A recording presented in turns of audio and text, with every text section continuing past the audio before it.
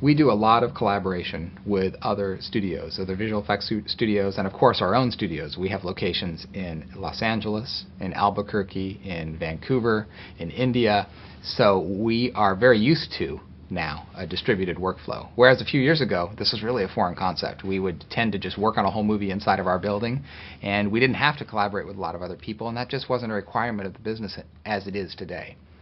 So we've gotten used to this collaboration, and the solution really is as much communication as possible, especially over a wide area. That communication is really the key thing for keeping these productions running efficiently. And then, wherever possible, there's components of the pipeline that can be standardized and shared between studios. So, for example, we have used various ad hoc techniques because we didn't have something like Alembic in years past. Just recently on the Smurfs, Tippett Studios did the cats in the movie, and we did the Smurfs. And if you watch the movie, there's a lot of interaction between those characters in the very same shot. And that sort of collaboration, where you have to work out the performance between two studios that are separated by, in that case, 500 or 600 miles, that's a pretty complicated collaboration to get right. And that's certainly the disadvantage of that is it takes more time than if the two people were sitting in the same room, or in the best case, one person was animating the cat and the Smurfs. But at the same time, the movie was able to get done on the schedule that was dictated by the production.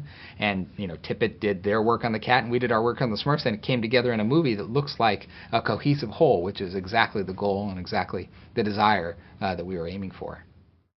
The nice thing about working at Imageworks when considering our global production pipeline is we are very fortunate to have a production pipeline that is pretty well honed. If you went back, let's say 10 years in the history of Imageworks, a few years after I got there, and you looked at the different pipelines that were employed on the different shows, there was a lot of variety. Every show kind of had to create their own pipeline. And that's partially because the computers just weren't powerful enough to make a one-size-fits-all pipeline, to make one system that could have just ruled them all. And plus, everybody in the whole business was still learning the best way to do these massive shows. Today, if you look at the various pipelines, whether it's employed on Men in Black 3, The Amazing Spider-Man, our upcoming films that aren't yet quite announced, the pipeline between the three is almost the same across all of them. In fact, even Arthur Christmas, which is an animated movie that we're doing with Aardman Animation, which would seem completely different than The Amazing Spider-Man, they have more technology in common than they do technology that's unique to the two different shows. So that gives us a big leg up when we're talking about globalizing our pipeline. Whereas before, if it was being invented in each new place, could you imagine the communication breakdowns and the challenges that we would have if each location had their own little workflows? And now it's fairly refined. It's certainly not perfect. There's always room for improvement, but they're incremental improvements instead of rehashing the whole thing. So then when we interact from one area to another, or we get match moves handed over from our group in India, or there's a paint fix to be done in the middle of a shot, the language for sending that information back and forth, and the products, and knowing which version is the right one, and all those little details, those are things we've done hundreds of times the same way every time, and everybody pretty much knows what to expect. So that's the best thing about having this, more than 10-year history of consistent working on a smooth production pipeline.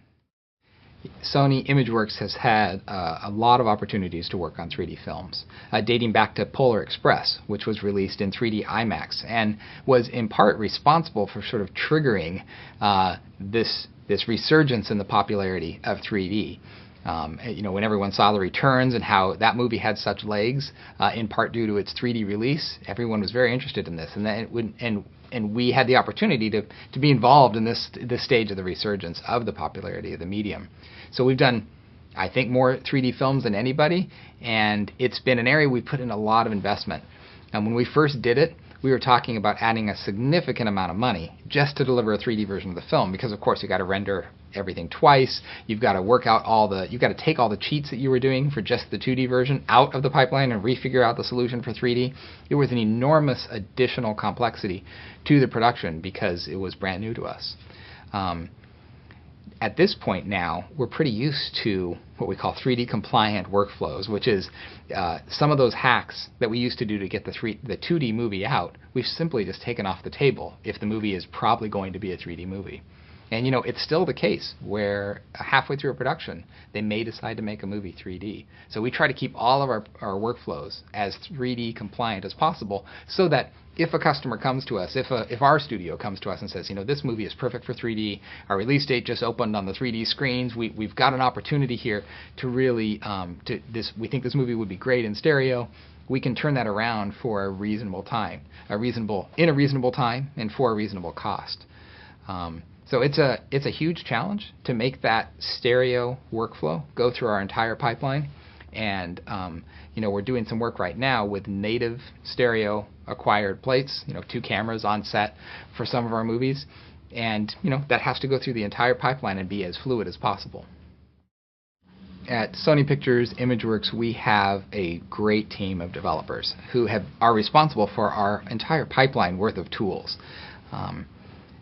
If you look back again 5 or 10 years ago, most of our software needed to be proprietary. And there just weren't off-the-shelf tools that could do the kind of work that we are doing every day.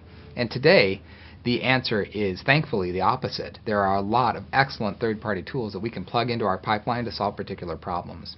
And generally speaking, our philosophy is if someone else has made a business out of providing a third-party tool specifically to solve a problem our industry has, we're going to check that tool out. We're going to try to use it if it's possible for us to use it.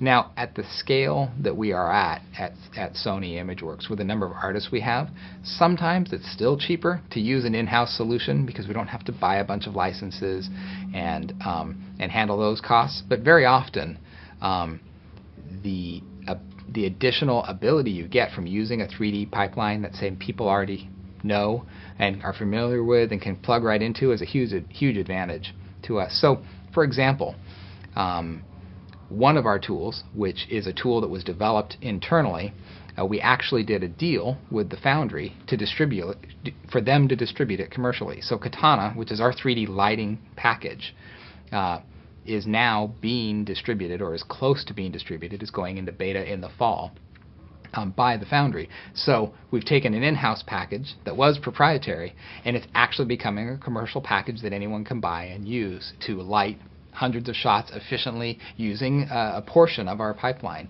And why would we do that? Of course, it puts us in a position to help us stay in kind of an industry leadership position, because a lot of people will be adopting our technology into the future. But also, it gives us an ability for people to learn our software outside of the walls of our business, which is fantastic. So we can hire somebody who already knows Katana. They can drop right into our show. Let's say at the 11th hour, the client has added 100 or 200 more shots, and we need to get some extra hands on solving this work. We can hire people who already have experience with Katana. And then, of course, our in-house artists, who are Katana experts, are benefit as well, because they have the option of working anywhere. They're really in demand because of their skills and what they bring to not only what their shots are on screen, but that they have all these Katana skills as well.